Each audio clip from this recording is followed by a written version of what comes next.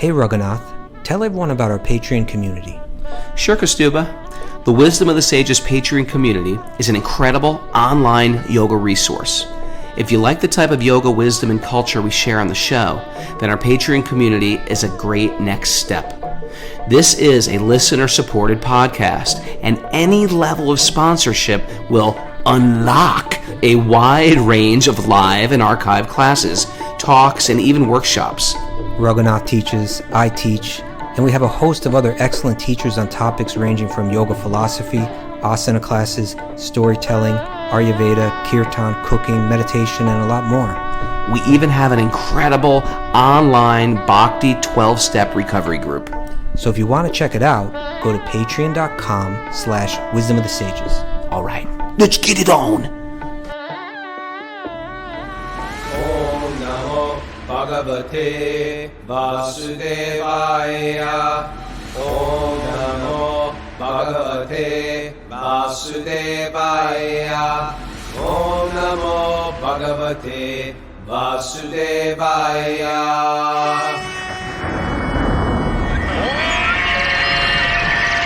Come on!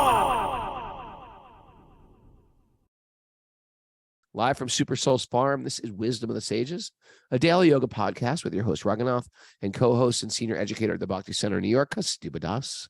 Welcome to the show, everybody. It's Friday. It's Tell a Friend Friday. This is the day to share your love for Wisdom of the Sages with someone that you love, especially if they're, spiritually inclined or going through it. There's a particular episode that might jump out at you. You can share with them. All you got to do is copy the link and share it. It's so easy. They make it so easy now. Maybe if they like YouTube videos because they like to see us, sometimes people like that, you can click on the YouTube link or share a YouTube link. You can do that. And remember to go to Apple Podcasts. Some of you haven't done it yet, and I know who it is. Go to Apple Podcast and write us a 5-star review and tell us why you like the show. It means a lot to us. Raghu. Good morning. Yeah, good morning. What's with the sunglasses? These are not sunglasses, Prabhu. Come on. These are these Ayurvedic glasses. They make my eyes stronger. They have little tiny dots in them. Oh, you got those things. Yeah. Maybe during the show isn't the best time for them. Well, I don't know. I can see you perfectly. They're helping. Instead of weakening my eyes are working harder to get stronger. I'm going to try it. See how it goes. All right.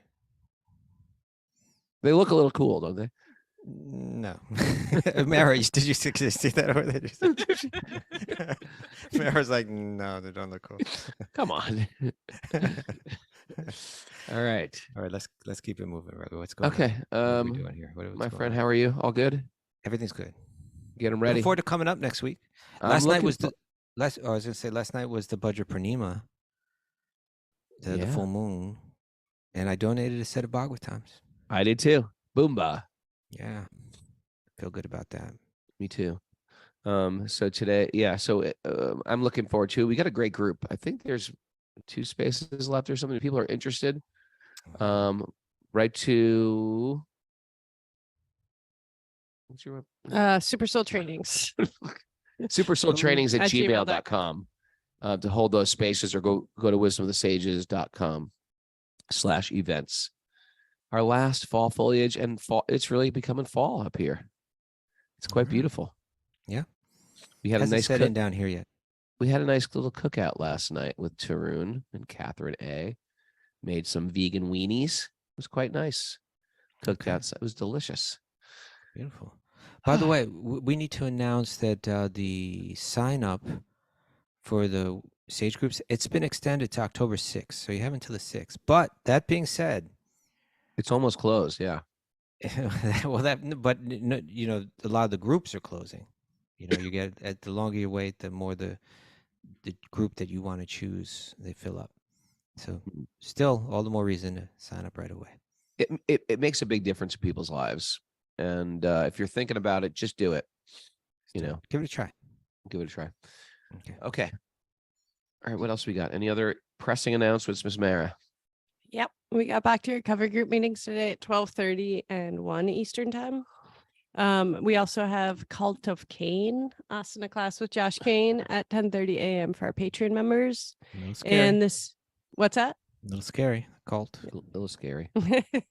And this Sunday, our friend Anu is offering his pastoral yoga to Let's Patreon hear it. members at 10 a.m. Not as exciting for someone like Raghunath. If you had to go to the I don't like postural postural things. To me, that's cult, boring. cult, you're I into can't do Iyengar yoga. I lose my mind. But I appreciate Anu, and people love him. Oh yeah. Yeah. Especially for people who are like going through back pain, things like that. I think it's really helpful. Raghunath, Yeah. this is gonna be ridiculous doing the show with you wearing these sunglasses. Prabhu, see deeper. Look Okay, beyond. that's what we're going to talk appearance. about today. Is trying to see in a different way. Let's get into this. Yeah, that's why I'm wearing the glasses, huh? okay. Connect those dots. It's not as Connect. simple as putting on a pair of glasses, Raghunath. It's not like that. It's not. We got to go deeper. Okay, Prabhu. Where's my phone? You can't see anything. I can't see anything. I'm calling You're- somebody by mistake. What's happening? All right, Kostuba, maybe you read this quote today. Oh, you can't read it. My phone's sort of tied up. Okay, you ready? This is from. We're moving into the world of art. We're going to do a little art discussion today, Oh, Raghunath. good. This is from Henri Matisse. I hope I'm Okay. pronouncing it correctly. Isabel Bilodeau. If I'm wrong, let me know. I think it is Matisse. Matisse, I believe it is. Henry. Do you say Henry though, or do you say Henri? Henri. Henri. Henry.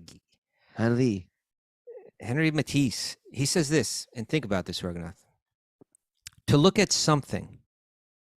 This is something artists have to do, but I think we all need. Bhagavatam is saying we all kind of need to do this. We all kind of try to see the world a little different. To look at the world as though we have never seen it before requires great courage. Henri Matisse. Courage is a peculiar word to use there. I would have put if I'm to rewrite his nugget, I would say something like it takes great practice. It takes sometimes great effort. Oh, okay. But I guess courage too. Well, yeah. It's the lens of the lenses of the newbie, of the beginner, of the student, and with that, you have a freshness and you have an appreciation, a regular appreciation. Here's the deal: sadhana is doing the same thing every day. Now, when I say do the same thing every day, that could sound horrible. We have to do the same thing every day with the lens that Matisse is explaining here, with a freshness, with an excitement, with a courage. I'm going to do it again, and I'm going to do it in a fresh way today, and I'm going to do it with passion, and I'm going to do it with appropriate intention and appropriate intention, as it's the first or maybe even the last time I'm ever going to say this mantra. Well, Our sadhana's got to be that powerful and that awake and that conscious. What do you think? It's very interesting. You went in one sense, you went in the exact opposite direction that I went with this. But I appreciate what you're saying. Okay. But what you did was you applied this to the spiritual. Mm-hmm. Where when I read it, I'm applying it to the material. Oh. Ooh. Okay, so like we're reading now where Narada comes down and he's speaking to the Haryashvas, the sons of Prajapati Daksha, and he's saying, look at the world in a different way, right? You're thinking this is success. And you know what, and I mentioned this to you earlier, but when I read this from Henri Matisse, for a second in my mind, when I read this, I thought of the painting by Rene Magritte. Okay, which is it's very interesting painting, because this nugget sounded like it applies to that painting. I didn't even know Kostuba was into art. Oh, you're talking like you're into art. Okay, go ahead. But he has a painting of a pipe. You've seen this painting before, right? The pipe painting, yes. And underneath it, what does it say? It says something like, "We are not a pipe" or something like that. No, this is not a pipe. This is not a pipe. Okay. Yeah. We are not a pipe. We are all not know a that. pipe. Okay. We are not this pipe. And when you look at the pipe, the style of the painting, it's so it looks more like a pipe than a real pipe looks like. You know. Oh, yeah. But it says underneath it, this is not a pipe, which creates a certain kind of tension. And when you look at it, it's like, which one do I believe? It's like, what is it? Yeah, I look at the pipe, and it that is a pipe. If you held up that painting to someone without the line underneath it, and you said, "What is this?" If you did that for 100 people, likely 100 out of 100 will say it's a pipe. Mm-hmm. But someone might say it's a painting of a pipe. Okay, I see where you're going with this analogy. Let's keep N- going. Now, the title of that painting, everybody knows that painting, but the title of that, do you know what the title of that painting is? No. Mary, do you know what the title of that painting is? It's Educate us. it's called The Treachery of Images. Okay. Okay. You with me, Morgan? You see, when you got these glasses on, I'm just getting this dead face. I don't know what's going on. I'm completely aware under here. Okay. This is like when everyone had masks on. You're just like, are you happy or sad? Yes, Or that's how I feel right now. what do you even look like? Are you having a good day or a bad day? Like, Okay. So the treachery of images, in other words, images deceive us. yeah. And you could take that and say, is it a pipe, or can I, or is it's really not a pipe, right? And I think we can apply that. Bhagavatam is asking us to apply that to the world that we're looking at. Oh, I like this. I like this direction you went. Okay. I like this direction you went. Okay. Okay. So the whole world, we're getting baited left and right by our senses. We're getting baited, right? Yes. By beauty, by wealth, by intelligence, by Exactly. fame.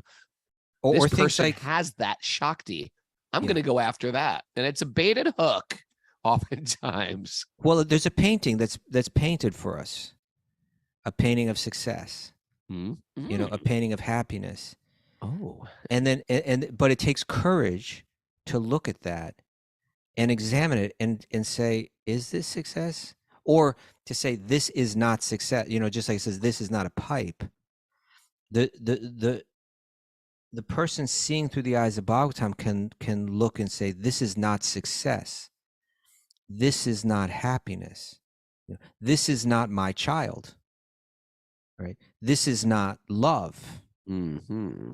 Right? These are images of success. These are images of happiness. These are treacherous images, actually, in one sense. You know, a treacherous image. We're given paintings of success that are, in a sense, they're images and they're treacherous. You know, what is success? You know, you look at like hip hop, right? Yeah. Tell me. Which, you know, on one hand came out as, you know, like an art form that was like an urban. yeah, urban. It was urban, but you know, it was kind of encouraging a certain kind of against the grain kind of idea. And then it wasn't too long before it began to embody, in many ways. I don't want to paint the whole picture, but like in many of the images that we receive through hip hop, entirely embrace the materialistic image. Like success means sitting in the back of a limousine with a cigar in your mouth, Right. you know, and lots of jewelry. You know, it was Right? weird because like the first hip hop I got into was Run DMC, and they were sort of a blend between like this ideas of doing good and seeing the world in a better place, and yet with that blend of sort of street culture and flashing money and gold chains. Are And you thinking of Run DMC? Or are you thinking of the Grandmaster Flash and the Furious Five? well, I know of them, but I'm thinking of Run DMC. Run DMC was very positive, you know, in their lyrics. That's when I really embraced hip hop. Were they? Then I went into and then I went into the temple and I came out and everyone was a gangster and everyone was like a sexist and racist and cop killing. I was like, what happened to hip hop? Well, in any case, I'm just using that, like, in other words, that kind of like, look, I'm wearing gold chains. I've got a cigar in my mouth. I'm a big capitalist. You know, it kind of somehow that image, you know, started coming through strong in hip hop. Sure. Like, this is success. You know, how do we understand success? How do we understand happiness? How do we understand love? You know, and the Bhagavatam saying that we're moving through a world that is a world of images. Right. And we're being sold, right? And we're being sold success and happiness and what joy is in this world and what to strive for, what to reach for, you know.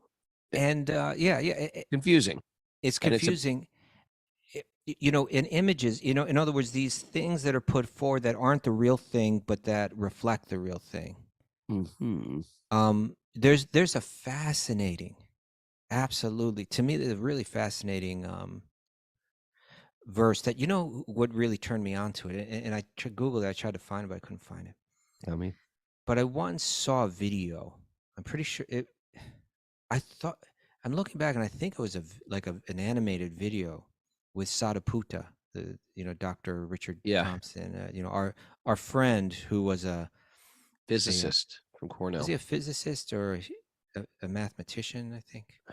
Oh, statistics. I don't know. Statistician?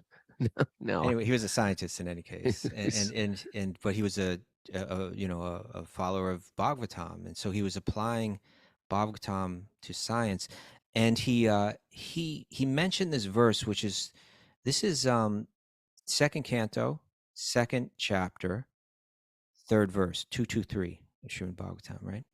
Mm-hmm. It says, an enlightened person should endeavor only for the minimum necessities of life, while in the world of names. Okay, that's the phrase that's used. While within the world of names, they should be intelligently fixed and never endeavor for unwanted things, being competent to perceive practically that all such endeavors are merely hard labor for nothing, right? For an image, for an illusory representation of the real thing. And when Sadhuputta was speaking about this, if I remember correctly, and it was years ago that I saw this, but he was speaking of this world as a virtual reality. And he was speaking of computer language as being a language of names, right? So like what appears on your computer screen, you could, from what I understand, it's kind of like XO, XXO, XO, it's like there's a computer code.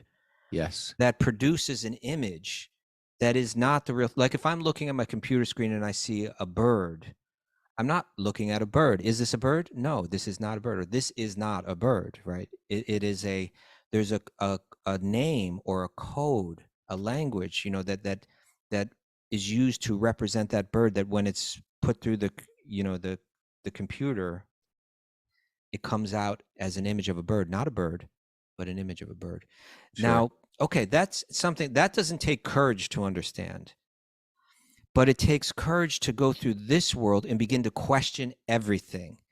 Is this the real thing, or is this just an image of success, an image of happiness, an image of my child even, right? An image of love.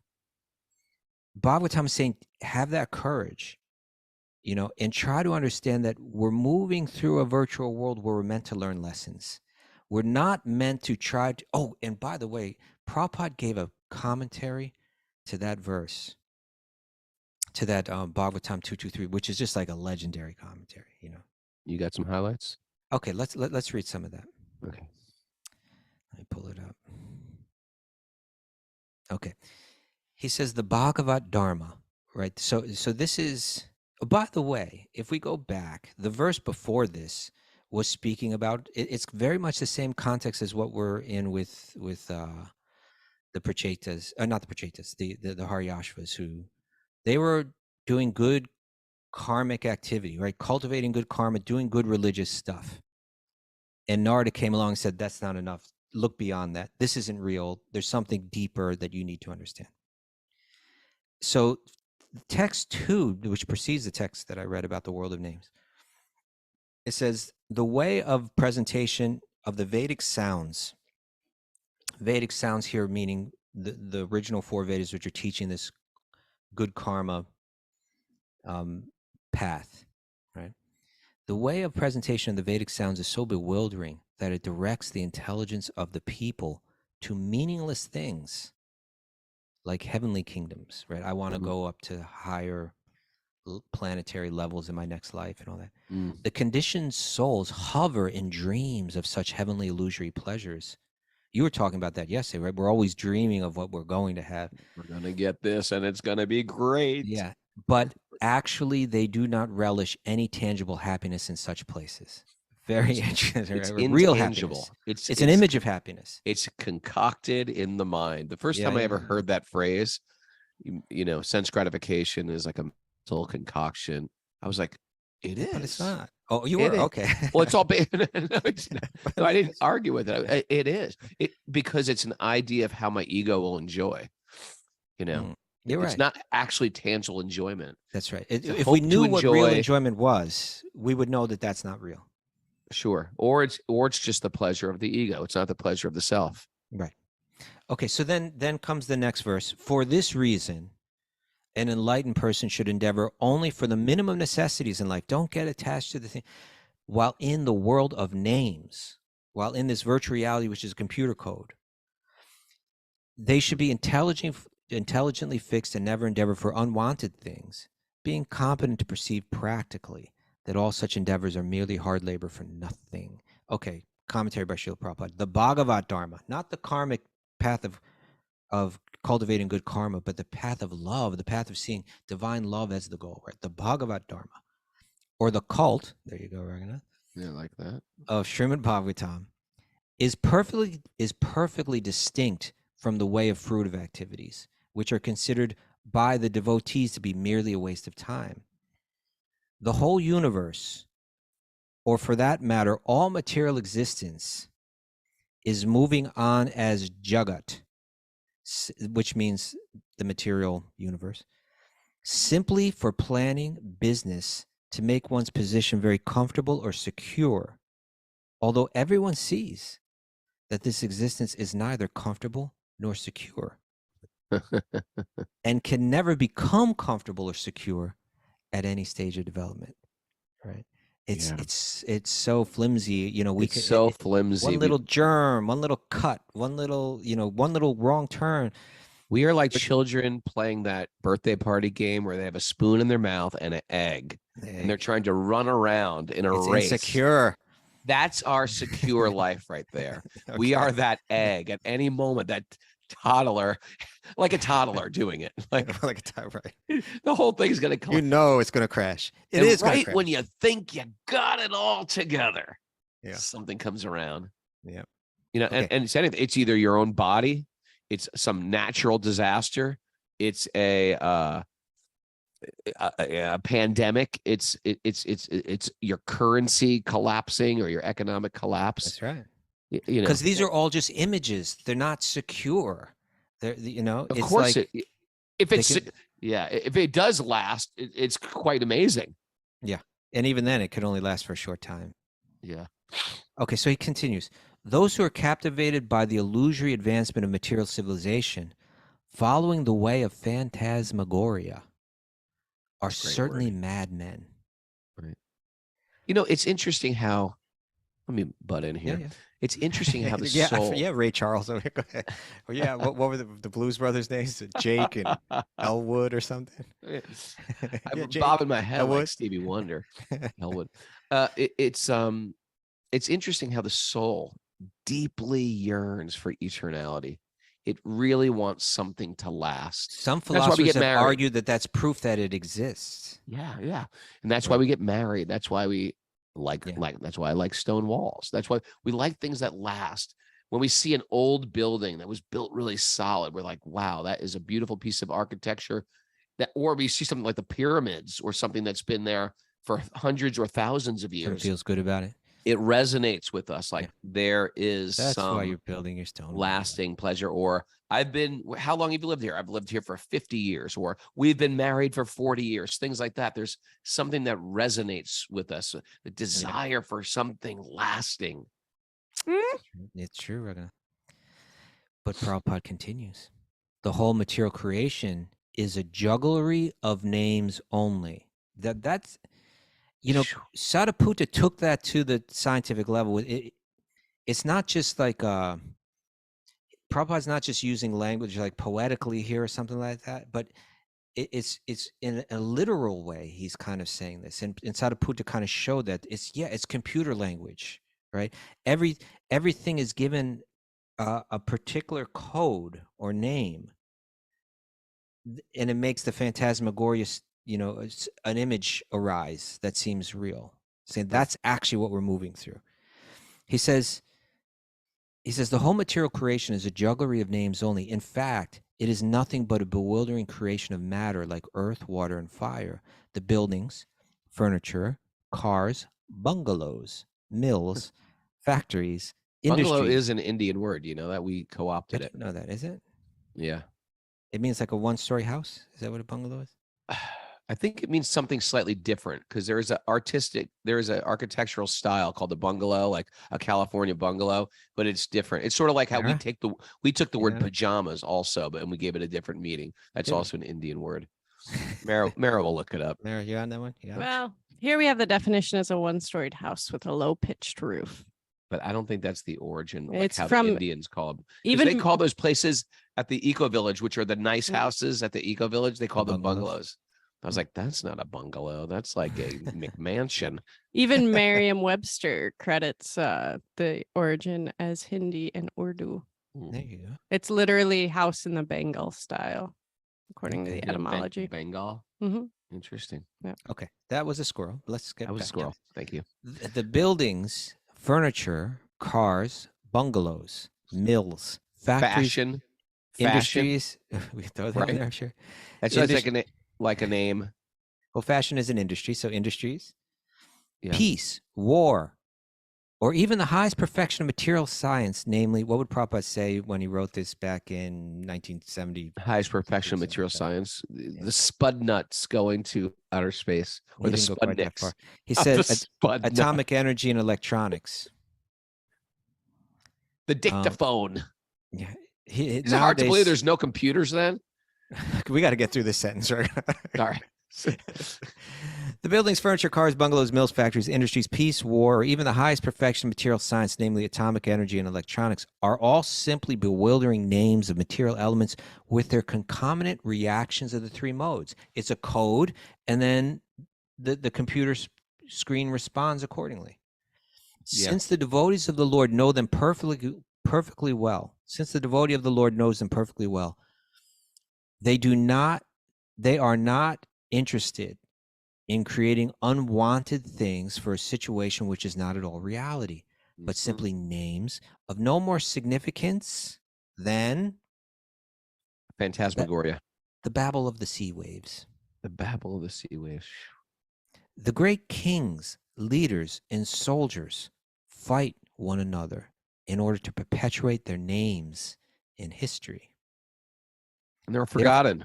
The greatest. Think about all the greatest kings, the greatest emperors.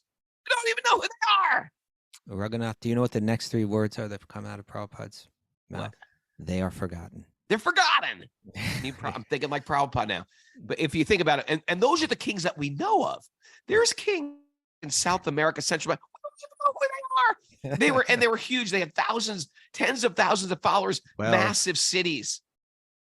So much is there. It's all gone. They are forgotten in due course of time, and they make a place for another era in history. But in Yeah, okay. that's nice. But- They make a play. They make a place. In other words, A it's like place. those little pencils where you stick the nub in the back end, and then the new end comes out, and then you come out and you make a place for the next one to come. Yeah, like those pencils. You remember those? Yeah, the lead pencils had those. You would pull out one, and then you stick it in Mechanical the pens. back end, and you push Yes, the next one out. had it. Okay. Had it. I had those pens with 4 colors too. Ever have those? 6, 8. 6. Red, blue, green. Then you push them all at the same time, and they all Yeah, get it stuck. screws it up. Okay. But the devotee realizes how much history and historical persons are useless products of flickering time. Flickering time. The fruit of worker aspires after a big fortune in the matter of wealth, woman, and worldly adoration. But those who are fixed in perfect reality are not at all interested in such false things. For them, it is all a waste of time. You're false. Get out of here. Stop wasting my time. Since every second of human life is He's like, I'm going to important. stop uploading your false podcast. Yeah. Since every second of human life is important, an enlightened person should be very careful to utilize time very cautiously. 1 second of human life wasted in vain research of planning for happiness in the material world can never be replaced, even if one spends millions of coins of gold. Therefore, the transcendentalist, desiring freedom from the clutches of Maya or the illusory activities of life, is warned herewith not to be captivated by the external features of fruitive actors. And then now Prabhupada says it. human life is never meant for sense gratification, but for realization. self-realization. Srimad Bhagavatam instructs us solely on this subject from the beginning to end. Human life is simply meant for self-realization. And then he goes on. It goes on and on. More about making the best of a bad bargain. This body is a bad bargain. We make the best of it. Great stuff. Let's get into today's verse because it's going to connect to this. Right? Put on the glasses. Narayanam namaskritya naram chaiva narottamam devim saraswatim vyasam tatojayam mudirayat. Before we start in the Srimad Bhagavatam, which is our very means of conquest, one should offer respectful obeisances to the Supreme Lord Narayan, unto Narayan Rishi, the supermost human being, unto Mother Saraswati, the goddess of learning, and to Srila Vyasadeva, the author. Nasta prayeshva badreshu nityam bhagavat sevaya bhagavati uttama bhaktir bhavati naistiki. By regular attendance in classes in the Bhagavatam and by rendering service to the pure devotees, all that is troublesome to the heart will become eradicated, and loving service to the Supreme Lord, who is praised with transcendental songs, will be established as an irrevocable fact. Om Jnana Tamarandasya Jnananjana Salakaya Chaksurun Midatam Nena Tasmai Shri Gurave Namaha. I was born in the darkness of ignorance. My teachers are opening my eyes with a torchlight of knowledge. I offer my obeisances at their lotus feet. Reading from the Srimad Bhagavatam, Canto 6, Chapter 5, Text 18. Text 18. So the Haryashvas understanding the allegory, allegorical talk of Narada, they're saying back to him, just like sometimes nowadays we're encouraged, like in meetings, some say, what I'm hearing you say is this, Kastuba. There's a list of names. We're giving these names to matter that's ever in flux. Yeah. So I think Narada used 10 different metaphors, and they're saying what I heard when you used that metaphor was this. They're talking it back to Narada. They're talking it back. And, so here they're explaining the analogy of the swan. Swan. You talk about a swan. What I heard your meaning by that is this. What I heard is the Vedic literatures, or the Shastras, vividly describe how to understand the Supreme Lord, the source of all material and spiritual energy. Indeed, they elaborately explain these two energies. The swan, the Hamsa, is one who discriminates between matter and spirit. Okay. In what sense we could say, let's just hold one. In what sense we could say discriminating between image and reality? Is this a pipe or is it not a pipe? It's a painting of a pipe. It's not a real pipe. Okay. Okay. Who accept the essence of everything and who explains the means of bondage and the means of liberation. The words of the Shastra, the scriptures, consist of variegated vibrations. If a foolish rascal leaves aside the study of these Shastras to engage in temporary activities, what will be the result? Kim asat karma bir bhavet. Yeah. Right. If you take that painting and you try to smoke it, you're not going to get anything. Right? Say you're desiring to smoke a pipe, and someone puts a really realistic painting of a pipe in front of you. It's not going to do you any good. And so from the perspective of the spiritualists, there's really nothing to enjoy in this world. You can be enjoying it every moment if you see it in relation to reality. But if you see it as reality, then you're always going to be confused, and you're never going to be satisfied. Yeah. And to the degree that you invest in it, you endorse the illusion. Yeah. And you're more invested in the illusion. You strengthen it, right? Yeah, you strengthen it. Yeah. The illusion starts to lift weights. Yeah. And then all of a sudden, right? And it's doing steroids. You built the illusion muscles. And then all of a sudden, and when the world does shift, it hurts even more. Because the illusion is cracking. You've created like a whole house of cards or an entire sand castle. Well said, Raghunath. Thank you. Well said. Raghunath. So earlier Narada had said there's a warbling swan. Like he was a warbling swan. He was drawing a whole picture of getting trapped in a dark hole, becoming seduced by a prostitute, it was like this, just like. I never talk about prostitutes. When I read the Bhagavatam, I'm talking about prostitutes on a regular basis. Okay. Prostitutes, phantasmagoria. What other things we talk about in the Bhagavatam? So rascals, swans. I don't talk about swans that much. Well, now we are, Raghunath. Okay. And so this metaphor is saying that, so although we're moving through this world and we're getting tricked and we're lost and we're falling into big sinkholes and all that, but he said, but at the same time, there's a swan that's singing, you could say, warbling, and that swan is these sacred texts, is like Bhagavatam. Right. Mm-hmm. That it's the swan is always understood in these texts as that which can discriminate, find the essence, find what's true, right? Separate two distinct things that are blended together. It's this very peculiar phenomenon. And I don't know how they figured it out, but they say that a swan could drink milk out of a pond. So if you were to pour milk into a pond and you see a milky swirl of milk liquid in the pond, in the water, it could stick his swan-like beak in there and just extract the milk. I don't know how that works, but that ability to suck out the milk, they've got something in their mouth. I looked it up one day, right? It's a real thing, huh? Yeah, they made it sound a little different, but they definitely have something there in their filter structure of their mouth, that like little filters and that can do something. Maybe Mary can work on that. You working on that, Mary? What are you doing? Or are you getting something to eat? What are you doing? She's weaving.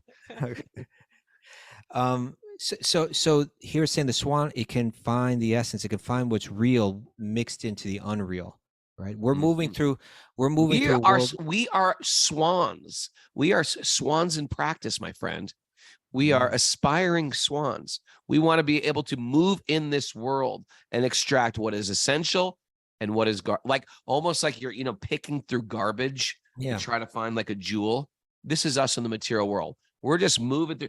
Don't sit in the garbage. Don't hang out in the garbage. But while you're here, you got to work to find the precious jewels. It's like using your iPhone or the internet.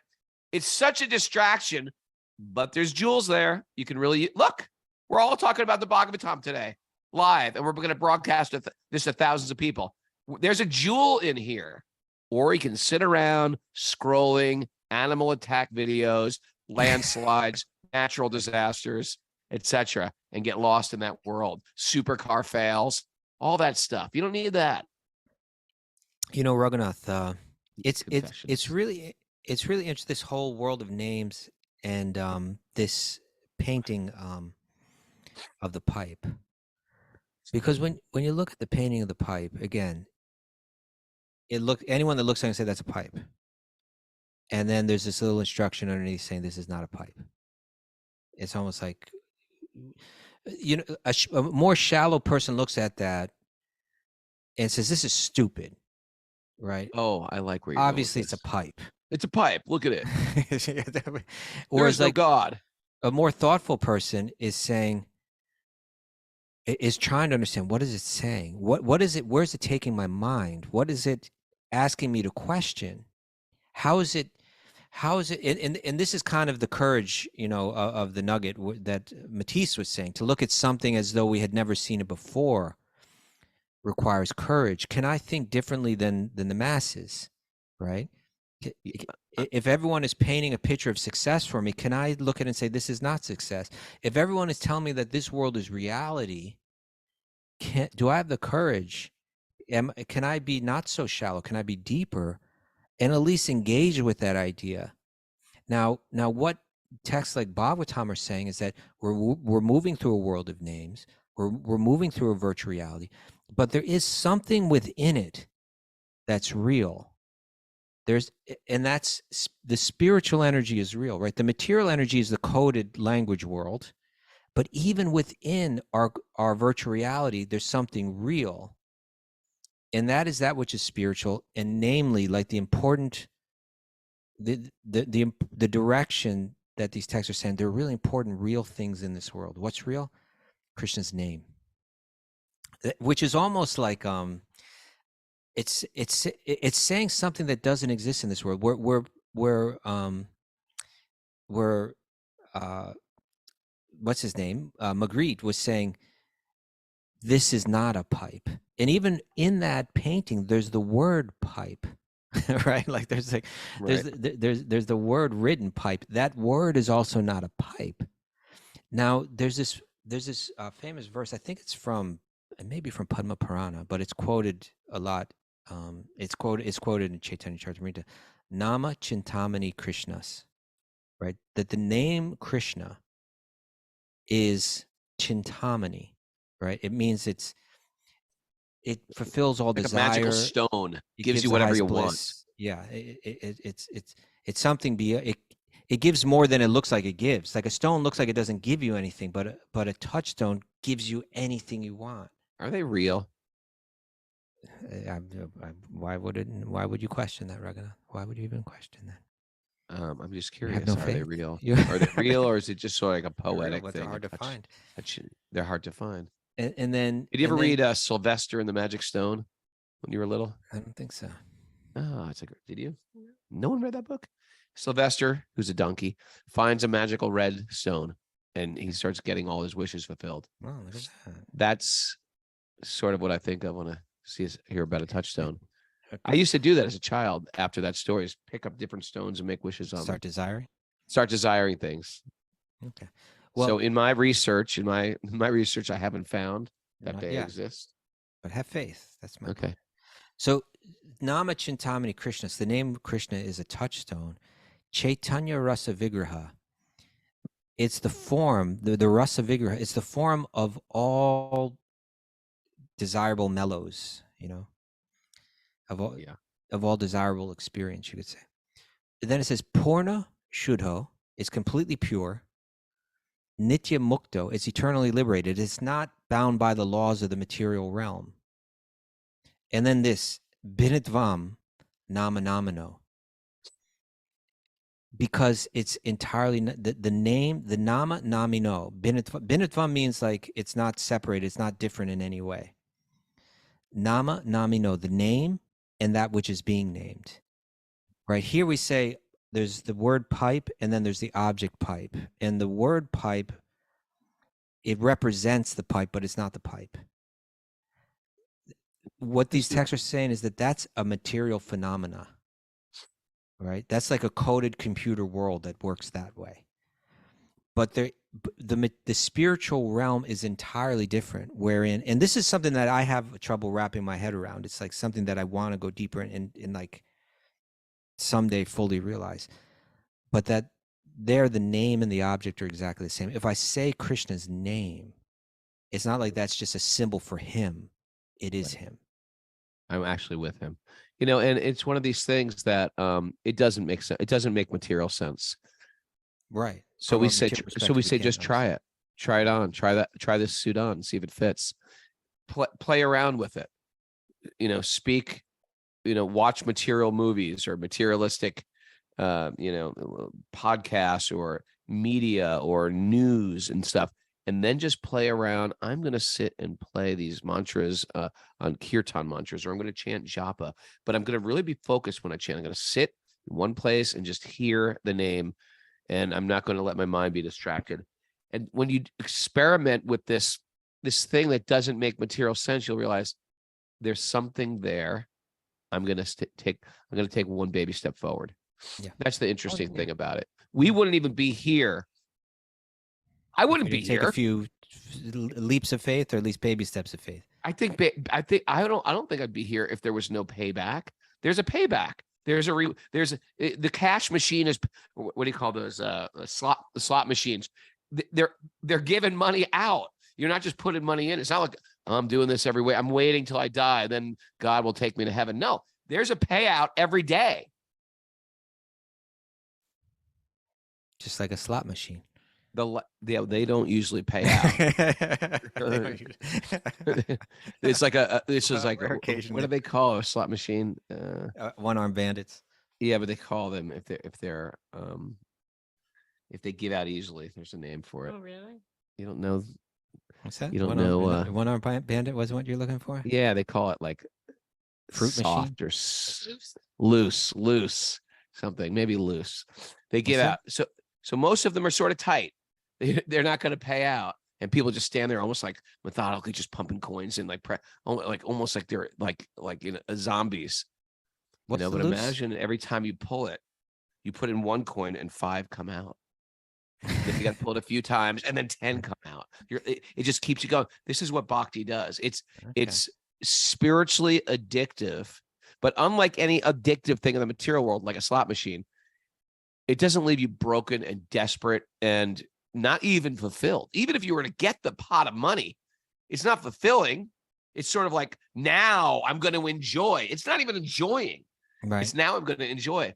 But the spiritual slot machine is actually much more enjoyable. It's giving subtle, deeper enjoyment, subtle joy, and it's actually always giving. It's never like a tight, locked box. It's always given a little more. Sometimes you got to wait. Sometimes you got to wait a week or a month. Sometimes it feels like it's dry, and then you push forward, and then all of a sudden, ka-ching, it starts pouring out again.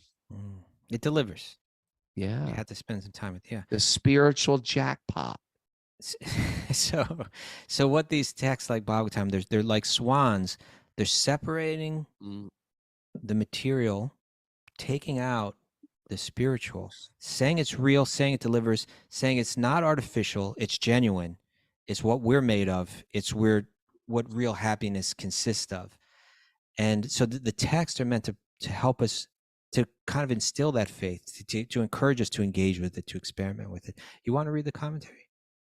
Yeah, Mara, can you pull this up? You need a stick in your hand. Tapping a front. I almost squirreled away, but I'm going to stop. The Krishna conscious movement is very eager to present Vedic literature in modern languages, especially Western languages, such as English, French, and German.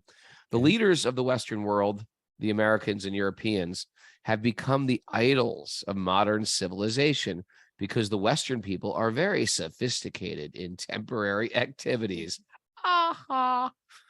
For the advancement of material civilization. Isn't that great? That's kind of an image too, right? It's an image that a lot of India has bought into, right? Yeah. That's success with the West whole world's trying to buy into it. Yeah. We've become very, well, especially because India was advanced, and these, not just India, all these old world cultures are very evolved. The way they build, their language, their communication, their arts. We're just sticking around with a bunch of lost arts.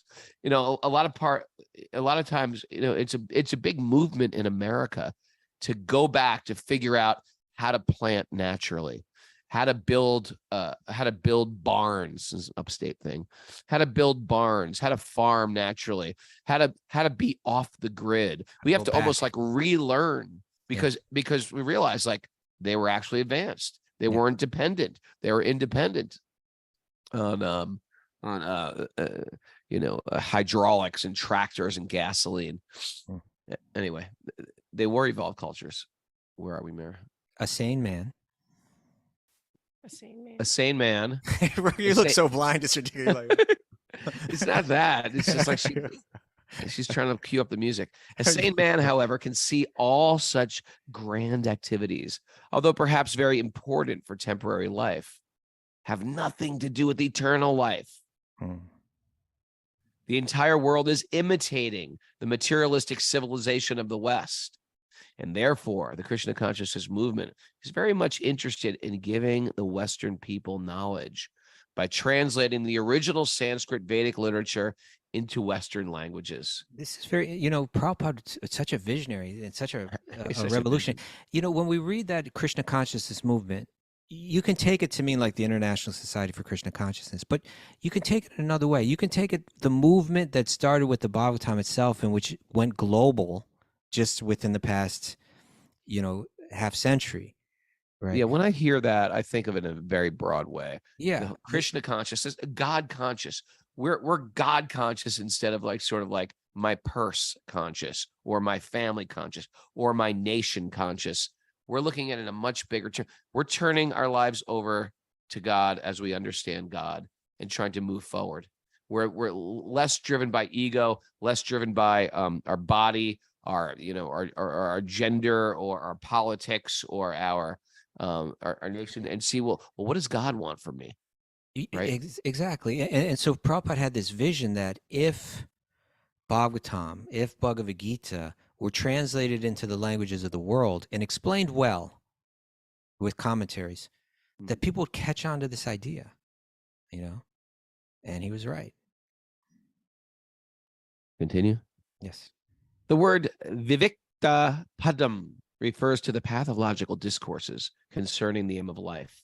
If one does not discuss that which is important in life, one is put into darkness and must struggle for existence. What then is the benefit of this advancement in knowledge?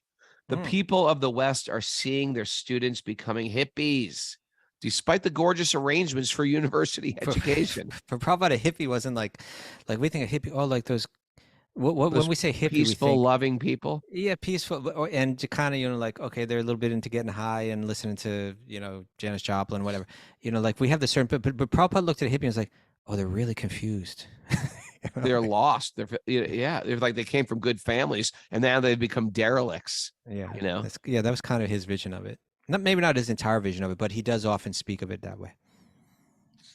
The Krishna consciousness movement, however, is trying to convert the misguided, drug-addicted students to the service of Krishna and engage them in the best welfare activities. Raghunath, in society. 1967, Srila Prabhupada was at Haight-Ashbury, right? Yeah. That was the peak of it, right? Like that was the stocks were high in hippie and currency. George Harrison went there as well at that time, just like he visited for one day, right? And he walked down the street and went to the park, and a whole crowd of people were gathered around him, and he went there to kind of see what is it all about, what's going on over here, and he was very disillusioned by it. He walked away saying, this is a mess, so like I think you and me would have been like, what the hell? Imagine if you and me were. What do you think? We not saying that there wasn't some spirit behind it that was valuable or beautiful, but if we're thinking that Prabhupada is just some like uptight conservative guy, no, George Harrison saw it and came to the same conclusion, right? Like, sure. I wouldn't have liked it. I can tell you right now. I wouldn't have liked it. I think I would have. I don't like drugs. I never liked drugs. If I see everybody on drugs, what's up with these people wasting their life? Yeah. But so in any case, it was interesting what Prabhupada shared here in this last paragraph. He's saying that if one does not discuss that which is important in life, one is put into darkness and must struggle for existence. So therefore, he said, let me get these books out. And that's what we're doing every morning, and that's what you're doing in the evening with Sweet Baby Krishna. And that if we were all trapped in a virtual reality in different avatars, right? We couldn't see each other. We could only see our avatars, and we had all become convinced that we're in a real world. And then, like we're doing right now on Zoom. Yeah, and suddenly we started getting the idea that there's a reality beyond this. We would have the way that we would talk about it, and through talking about it, we would understand it more deeply, and our conviction would strengthen. And that's what these texts do, right? That's what Prabhupada said, I need to get this out in the different languages of the world so people can actually discuss it. Otherwise, they're not going to even engage with these ideas. But if you engage with these ideas regularly and reflect on them as you go through life, you begin to see the reality, right? Not the image, the treacherous image, but the reality. All right, sir. Miss Mara, please enlighten us. Some good takeaways. Loose slot machines. Bhagavatam asks us to apply discernment to the baited hooks. Baited hooks. Did you say that today, baited hooks? Baited hooks. I took it from Shakespeare. Nice. You're such a cultured gentleman, Raghunath. I do that occasionally. The bard. We're given treacherous images of success and happiness. That's right.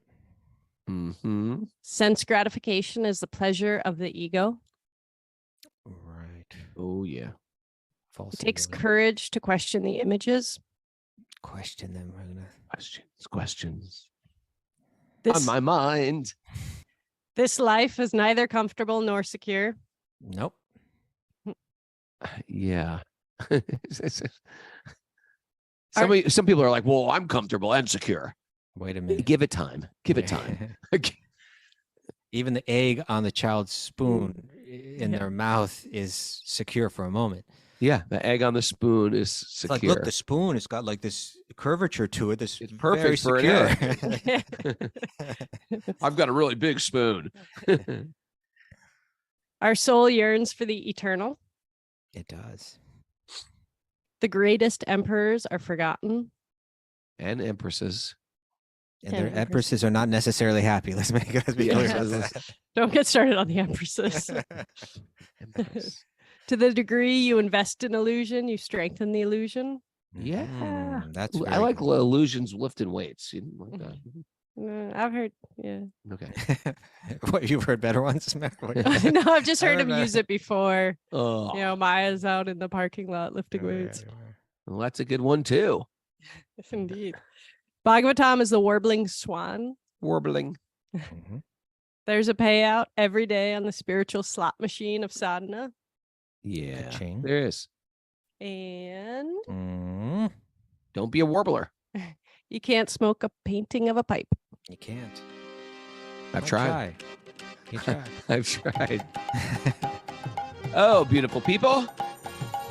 Thanks for joining us. WisdomoftheSages.com. We have a mailing list that we don't use, but you can sign up for that. We'll eventually use it, and then you'll be part of the gang. We're going to use it. It's going to be big. Sign up for our mailing list. Go to Apple Podcasts. Give us 5-star. Christuba's got important information. What is it, Christuba? I was speaking yesterday with Brahmatirtha Prabhu. Okay. Love him. Who heads up the Bhaktivedanta Institute.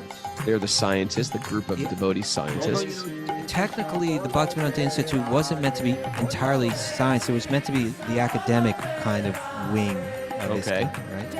Both you and I are not qualified to enter that group. Well, the point is we can, Raghunath, and we're going to work on that. He and I came up with an idea that for Patreon members, once a month, we could bring in one of their scientists because they got a whole crew of them. Oh, that's good. And speak on a different subject. And we can question them on it. Okay, we could challenge them. We could challenge them. All right, let's do that. Let's do that. I was thinking also let's that get the UFO guy. Is there a UFO guy in that? Raghunath goes right there. We say science and Raghunath thinks UFO. Well, there's... So if people are asking what kind of topics could be like consciousness, evolution, the Big Bang, archaeology. It could be so many things, you know. Plain astronomy. Astronomy, definitely. You know? And I was thinking maybe I could reach out to the Oxford Center of Hindu Studies, get their people as well, you know, getting into like academic topics of Vaishnavism. And they could do a thing where they give us like a week before we get like the reading to read to prepare for it. Yeah. And then they come on, they give a half-hour presentation, and then you ask questions. I like it. I like it. Let's do it for Patreon. Let's make this show like Science for Dummies. What is that guy? Bill Nye the Science Guy? Mm-hmm. Let's have like Bill Nye the Science Guy. We can have someone like Bhakta Bill Nye the Science Guy. Gives us Vedic science. Yeah, we need. We're gonna do it for dummies, for kids with not science brains, or those who are scientific minded. They don't have to. It just doesn't have to be dummies like me. Okay, everybody, listen. We've got lunch to make for a 9-year-old and breakfast. School day. I love you all. You're beautiful people. You complete me. You complete me. I honor the light in you, Kastuba, as you honor it to me. Mini me. You complete.